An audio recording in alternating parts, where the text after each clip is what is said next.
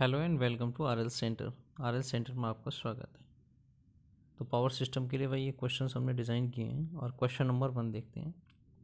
Question number 1 है भाई, which of the following is not a standard transmission voltage in India. कौन सा निम्नलिखित में से स्टैंडर्ड ट्रांसमिशन वोल्टेज नहीं है।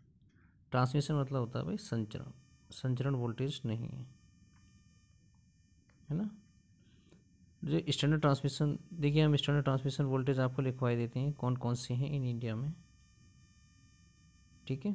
उसको आप नोट कर लेंगे, उसके बाद आप आसानी से इस क्वेश्चन को सॉल्व कर लेंगे। तो स्टैंडर्ड ट्रांसमिशन वोल्टेज कौन कौन से हैं भाई, देखिए 11 kV,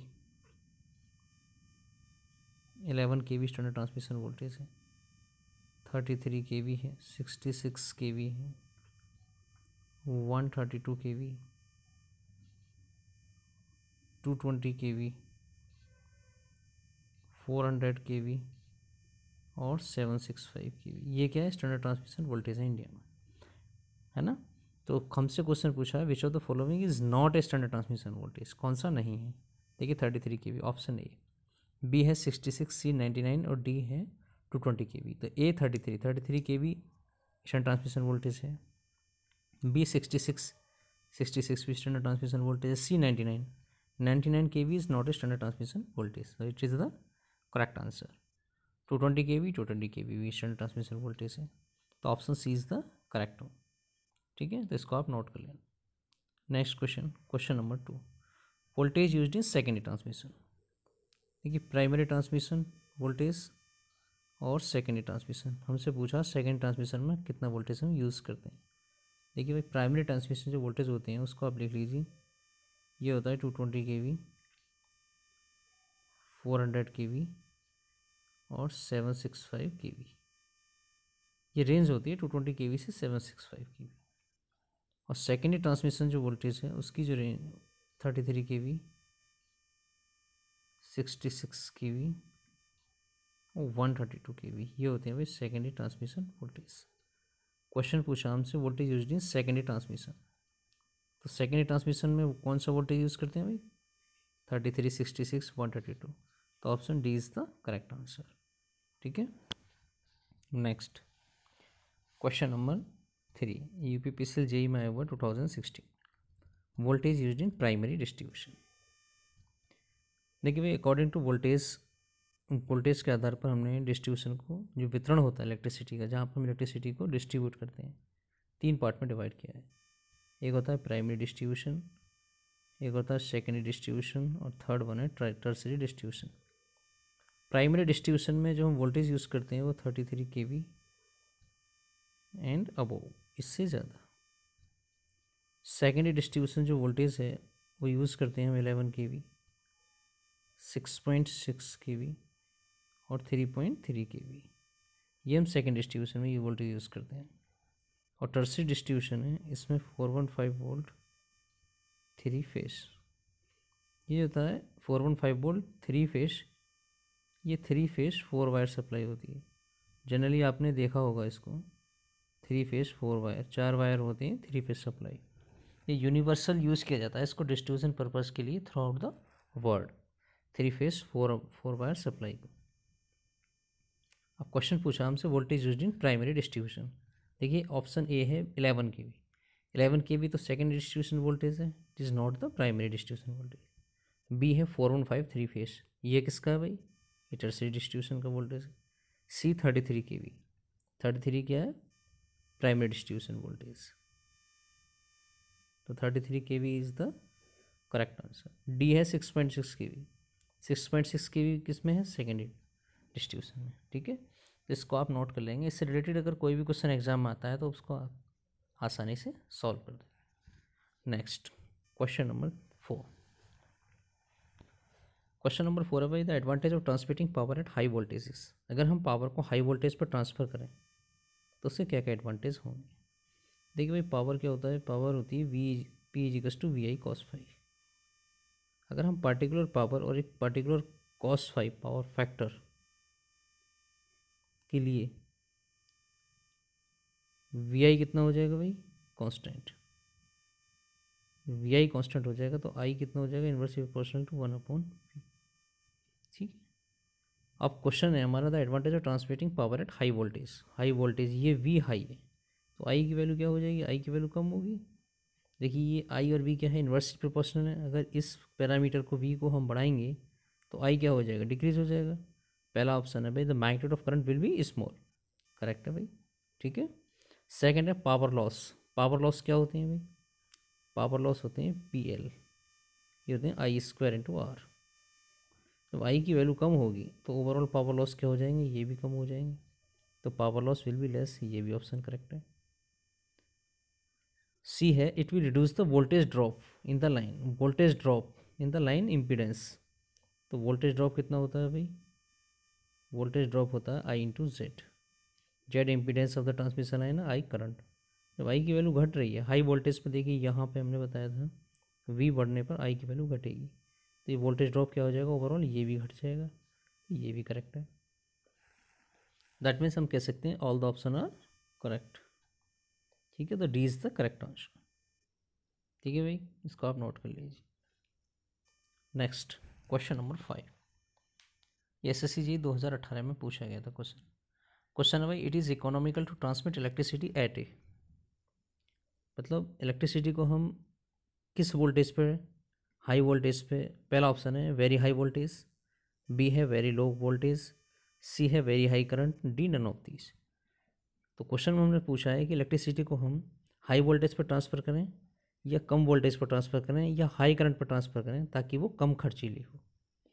देखिए भाई अगर वोल्टेज को वी डैश, मान लीजिए नया वोल्टेज, पहले वोल्टेज वी था, अब मैंने जो नया वोल्टेज है अगर उसको एम गुना बढ़ा दिया तो area of cross section of conductor कितना हो जाता है भाई, ए बाई एम हो जाता है, दैट इज़ 1/m ऑफ ए। तो 1/m गुना, पहले ये कंडक्टर का मान लीजिए ये वाला था एरिया, ये क्रॉस सेक्शन ए था, अब क्या हो जाएगा भाई, ये कम हो जाएगा एरिया, तो कम हो जाएगा area, that means A dash क्या हो जाएगा, कम हो जाएगा, कितना 1/m फैक्टर कम हो जाएगा ये।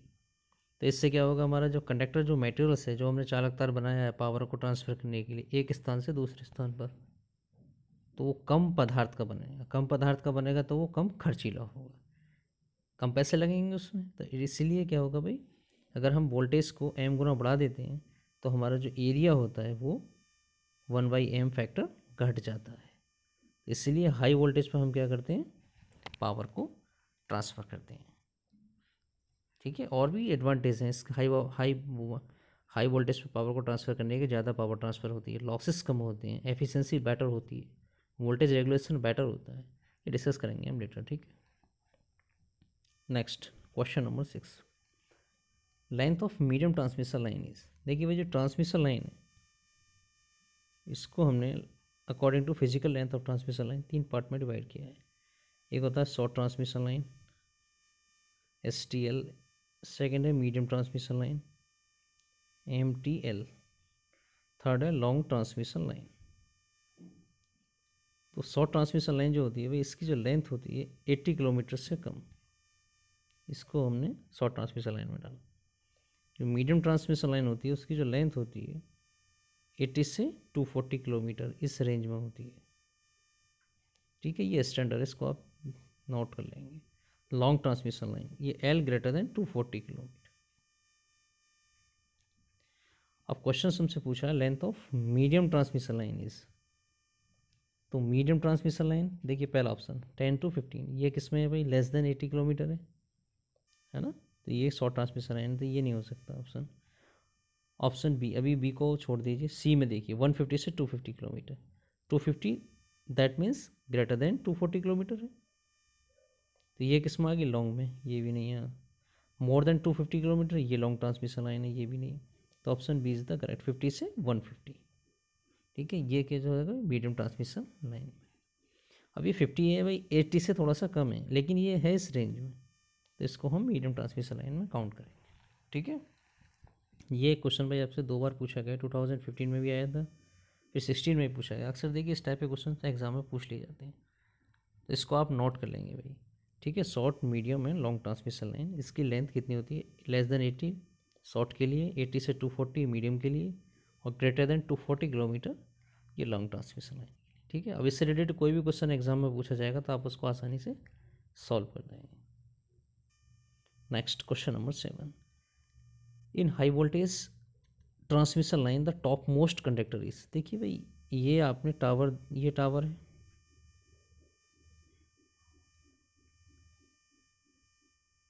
आपने ये वायर देखेंगे, ठीक है। एक टॉप कंडक्टर, देखिए ये जो कंडक्टर होते हैं ये फेस कंडक्टर होते हैं RYV। एक टॉप कंडक्टर आपने देखा होगा, टॉप मोस्ट, टावर के सबसे ऊपर वाला जो कंडक्टर होता है ये इसी के बारे में पूछ रहा है हमसे क्वेश्चन में। इन high voltage transmission line the top most conductor is, ये वाला जो कंडक्टर होता है ये क्या होता है? ये टावर है भाई। अब टावर क्या होता है? ये ग्राउंडेड होती है, नीचे अर्थ से कनेक्टेड होती है। देखिए टॉप मोस्ट कंडक्टर, कभी आपने देखा होगा जो क्लाउड फॉर्मेशन होता है लाइटनिंग में यहाँ पे, तो क्लाउड में जो 90% जो आवेश होता है, आवेश मतलब चार्जेस, वो नेगेटिव पोलरिटी का होता है भाई, और अर्थ क्या है हमारा? पॉजिटिव पोलरिटी का है। तो इसमें क्या होगा, जब लाइटनिंग होगी, कभी लाइटनिंग होती है, बिजली कड़कती है, तो उस समय क्या होता है? हाई वोल्टेज डिस्चार्ज होता है, जिससे क्या होगा, यहाँ पे हाई करंट फ्लो होगा, और इसकी जो एवरेज वैल्यू होती है वो होती है 20 किलो एम्पीयर। अब इतना वोल्टेज अगर हमारे ये जो फेस कंडक्टर है RYV, अगर इस पर डायरेक्ट स्ट्राइक करेगा तो ये क्या करेगा? इसको डिस्ट्रॉय कर देगा, है ना, शॉर्ट हो जाएगा, और हमारा सिस्टम क्या हो जाएगा? डिस्ट्रॉय हो जाएगा, मतलब ख़राब हो जाएगा सिस्टम। तो उसके लिए हम क्या करते हैं, यहाँ पे टॉप में एक चालक तार जो टावर के थ्रू अर्थ से कनेक्टेड होता है, यहाँ पे हम लगा देते हैं ऊपर। इससे क्या होता है, जैसे भाई लाइटनिंग इस पर होगी तो ये क्या हो जाएगा? यहाँ से ग्राउंडेड हो जाएगा। तो ग्राउंडेड होने पे क्या होगा, ये जो 20 किलो एम्पियर जो वोल्टेज है, जो कि अर्थ रेसिस्टेंस क्या होता है, ये <1 ओम, तो ये बहुत आसानी से ग्राउंडेड हो जाता है। इससे क्या होता है, हमारे जो फेस कंडक्टर है ये हमारे प्रोटेक्ट हो जाएंगे, RYV। इसलिए हम ऊपर जो टॉप में जो कंडक्टर होता है उसको यहाँ पे एक अर्थ कंडक्टर लगा देते हैं, ताकि हम सिस्टम को प्रोटेक्ट कर सकें, या फेस कंडक्टर उनको प्रोटेक्शन प्रोवाइड करने के लिए लाइटनिंग से, ठीक है। तो पहला ऑप्शन है देखिए R face conductor, face conductor है ही नहीं है, तो ये भी नहीं है, R फेस भी नहीं है, Y फेस B भी नहीं है, तो option D is the correct answer, earth conductor, ठीक है। Next question number 8, the ratio of line to line capacitance and line to neutral capacitance is. ये डायरेक्ट फॉर्मूले पे बेस्ड क्वेश्चन है। देखिए भाई, कैपेसिटेंस लाइन टू लाइन का रेशियो किससे पूछा है? Capacitance line to neutral. तो ये लाइन टू लाइन जो कैपेसिटेंस होता है भाई, ये वाला, इसका फॉर्मूला होता है pi epsilon divide by ln dy/r, और ये लाइन टू न्यूट्रल ये होता है divide by pi epsilon ln dy/r, 2 pi epsilon, है ना, डिवाइड बाई ln dy/r। तो ये हमसे रेशियो इसका पूछा है। तो ये पाई एप्सिलॉन ln dy/r से pi epsilon ln dy/r cut जाएगा, तो इसमें बच जाएगा 1/2, ठीक है भाई, ये डायरेक्ट फॉर्मूला है। तो option A is the correct answer, ठीक है भाई। जो लाइन टू लाइन कैपेसिटेंस होता है उसका फॉर्मूला क्या होता है? Pi epsilon divide by ln dy/r, और लाइन टू न्यूट्रल जो कैपेसिटेंस होता है उसका फॉर्मूला होता है 2 pi epsilon divide by ln dy/r। अगर इसको हम इससे डिवाइड करेंगे तो हमारा क्या आ जाएगा? 1/2 आ जाएगा, ठीक है। Next question number 9, question number 9 है स्किन इफेक्ट एग्जिस्ट ओनली इन। देखिए स्किन इफेक्ट के बारे में हल्का सा हम आइडिया देते हैं, स्किन इफेक्ट क्या होता है बेसिकली। देखिए यहाँ पर हमने डिटेल में एक्सप्लेन किया है स्किन इफेक्ट को। देखिए भाई, स्किन इफेक्ट, ये मान लीजिए कोई भी स्टैंडर्ड सॉलिड कंडक्टर है, ये हमने कंडक्टर ले लिया, ठीक है। स्किन इफेक्ट में क्या होता है, जो करंट डिस्ट्रीब्यूशन होता है, यहाँ पे जो करंट डेंसिटी होती है वो सेंटर पर कम होती है, और सरफेस पे क्या होता है भाई, करंट डेंसिटी की वैल्यू क्या होती है? मैक्सिमम होती है। तो ये नॉन यूनिफॉर्म डिस्ट्रीब्यूशन जो होता है करंट का, भाई ये सेंटर पर कम है और सरफेस पे क्या है, करंट डेंसिटी ज़्यादा है, तो नॉन यूनिफॉर्म डिस्ट्रीब्यूशन है। कब है? जब हम यहाँ पे AC फ्लो करा रहे हैं कंडक्टर में, ठीक है। अगर चालक तार में AC प्रवाहित हो रही है जो कंडक्टर है, तो यहाँ पर करंट डेंसिटी क्या होगी भाई? यूनिफॉर्म होगी क्रॉस सेक्शन ऑफ कंडक्टर में, ठीक है। नॉन यूनिफॉर्म का मतलब होता है कि सरफेस पे करंट डेंसिटी की वैल्यू ज़्यादा होगी और सेंटर पे यहाँ पे करंट की वैल्यू कम होगी, करंट डेंसिटी की। तो ये नॉन यूनिफॉर्मिटी आ जाती है इसमें। लेकिन अगर हम डीसी पास कराएं, डीसी, तो इसमें क्या होता है अभी करंट डिस्ट्रीब्यूशन इसमें यूनिफॉर्म होता है, सेंटर पे भी सेम होता है और सरफेस पे भी सेम होता है, तो स्किन इफेक्ट वहाँ पे काम नहीं करता। ठीक है, दैट मीन्स हम कह सकते हैं कि डीसी में स्किन इफेक्ट नहीं होता। अब एसी के लिए देखिए यहाँ पर हमने कुछ पॉइंट दिए हुए हैं इसके। पहला है भाई, देखिए यहाँ पे skin effect and proximity effect. तो the distribution of current throughout the cross section of conductor is uniform only when DC is pass through it. अगर हम डीसी पास करें तो क्रॉस सेक्शन के जो थ्रू करंट डिस्ट्रीब्यूशन क्या होगा, uniform होगा। सेकेंड है, when AC is flowing through the conductor the current is non uniformly distributed over the cross section in a manner that current density is higher at the surface of the conductor compare to current density at it centre. तो centre के comparison में यहाँ पे क्या होगा, surface पे current density की value higher होगी, ये यहाँ पाई की वैल्यू हाई है। दिस फेनोमेनन ये क्या कहलाता है अभी, स्किन इफेक्ट कहलाता है। अब ये non uniformity of current distribution क्या कहलाता है, स्किन एंड प्रॉक्सिमिटी इफेक्ट। ये दोनों की वजह से होता है। इसमें क्या होता है भाई, इसमें जो इफेक्टिव RAC होता है, रेसिस्टेंस, वो इंक्रीज़ हो जाता है। तो इसके डिसएडवांटेज क्या होंगे, अगर रेसिस्टेंस क्या होता है, ρLY, अगर रेसिस्टेंस हमारा इंक्रीज़ हो जाएगा, ठीक है, इसको हमें कम करना है रेसिस्टेंस को। भाई रेसिस्टेंस ज़्यादा होगा तो उसमें करंट कम फ्लो होगा, हमें रेसिस्टेंस को कम करना है, तो कम करने के लिए क्या करेंगे, हम एरिया ऑफ क्रॉस सेक्शन बढ़ा देंगे। अगर हम एरिया ऑफ क्रॉस सेक्शन बढ़ाएंगे कंडक्टर का, तो हमारा चालक तार क्या होगा, ज़्यादा चालक तार की ज़रूरत होगी, तो हमारी कॉस्टली हो जाएगी इलेक्ट्रिसिटी, है ना, तो ज़्यादा कॉस्टली होगी। तो इसलिए हम क्या कर दें, तो ये इसके डिसएडवांटेज हैं, skin effect and proximity effect के। अब ये स्किन इफेक्ट देखिए, नेक्स्ट पॉइंट है भाई skin, like skin effect non uniformity of current distribution also caused by proximity effect and also increase the effective conductor resistance. और skin effect and proximity effect depends on, ये भाई important है, इसको आप ध्यान रखें किस किस पे डिपेंड करता है। देखिए कंडक्टर साइज, कंडक्टर का साइज़ क्या है, इस पर डिपेंड करता है। फ्रीक्वेंसी के इंक्रीज़ होने पर स्किन और प्रॉक्सिमिटी इफेक्ट इंक्रीज़ होते हैं। डिस्टेंस बिटवीन कंडक्टर, अगर ये चालक तार है, मान लीजिए ये दो, अगर इसके बीच की हम डिस्टेंस कम कर दें तो स्किन इफेक्ट और प्रॉक्सिमिटी इफेक्ट बढ़ जाएगा। Permittivity of conductor materials, conductivity of conductor, तो ये 20 पैरामीटर जिस पे क्या होता है भाई, स्किन इफेक्ट और प्रॉक्सिमिटी इफेक्ट डिपेंड्स करता है। तो ये कभी कभी क्वेश्चन पूछ लिया जाता है कि स्किन इफेक्ट डिपेंड्स ऑन, तो conductor size, frequency, distance between conductor and these. तो कंक्लूजन ये निकला इसमें कि एसी के लिए करंट स्किन इफेक्ट और प्रॉक्सिमिटी इफेक्ट होते हैं, लेकिन डीसी के केस में क्या होता है भाई, करंट डिस्ट्रीब्यूशन यूनिफॉर्म होता है, उसमें डीसी में स्किन इफेक्ट और प्रॉक्सिमिटी इफेक्ट नहीं होते। ठीक है, तो ये क्वेश्चंस, नेक्स्ट क्वेश्चन देखिए भाई, तो हमारा लास्ट वाला क्वेश्चन था, skin effect exist only in low voltage DC overhead transmission line. देखिए डीसी में तो स्किन इफेक्ट होगा नहीं। सेकंड है high voltage DC transmission line, DC में नहीं होगा। Cable carrying DC current, DC में नहीं होगा। AC transmission, D is the correct answer. तो skin effect and proximity effect exist only on for AC transmission, not for DC, इसको आप ध्यान रखेंगे। Next question, question number 10, UP PCL JE में आया भाई, ये 2016 में आया है, फिर यूपी आरवीएन में 2014 में आया है। Which of the following is an effect of non uniform